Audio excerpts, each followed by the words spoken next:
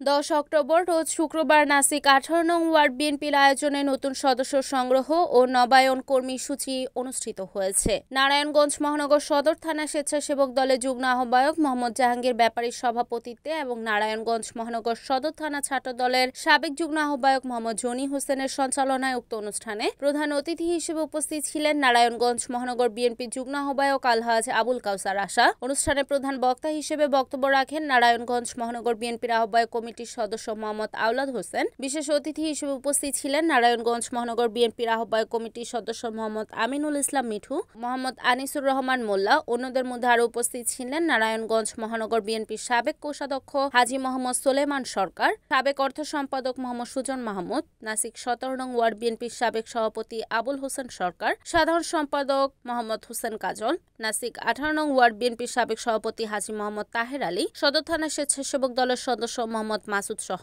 আরও উপস্থিত ছিলেন নাসিক 18 নং এবং নারায়ণগঞ্জ মহানগর বিএনপির এবং অঙ্গ সংগঠনের নেতাকর্মীরা।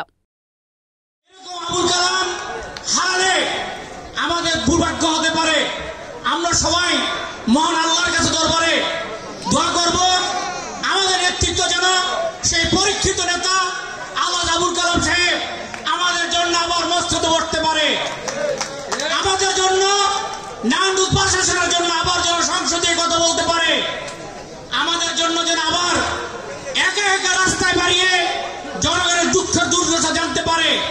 কোন প্রটোকল নিয়ে আবুল কালাম সাহেবের চলতে হয় না, কিন্তু কিছু লোক যারা প্রটোকল ছাড়া চলতে পারে না, যারা হাঁটতে গেলে 10 জন লাগে, তাদের দ্বারা আগামী 5 আসন আমাদের চলবে না। আমাদের তৃণমূল অত্যন্ত শক্তিশালী। এই বাংলাদেশ জাতীয়তাবাদী দলের প্রাণ এই তৃণমূলের নেতাকর্মীরা ব্রিটিশ সরকারের এই 17 বছর রেড সিগন্যাল আমরা ভেঙে ভেঙে এগিয়ে গেছি। হাজারো রেড সিগন্যাল আমরা পার হয়ে আসছি না? এখন অনেক গ্রিন সিগন্যাল আলা লোকজন দেখা যায়, সবাই নাকি অনেকেই গ্রিন সিগন্যালের কথা বলে। আর আমরা বলবো আমরা তৃণমূল যারা আছি এই ব্রিটিশদের রেড সিগন্যাল আমরা ভেঙে চুরে আস্তে আস্তে করে আমরা এগিয়ে এসেছি।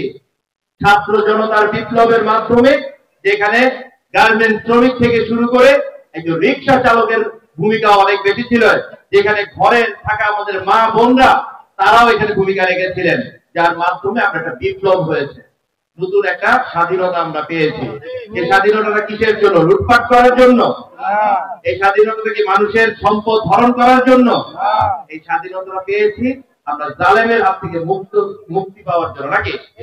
এখন নিজেরাই যদি জালেম হয়ে যায় তাহলে এই স্বাধীনতার কি দরকার ছিল?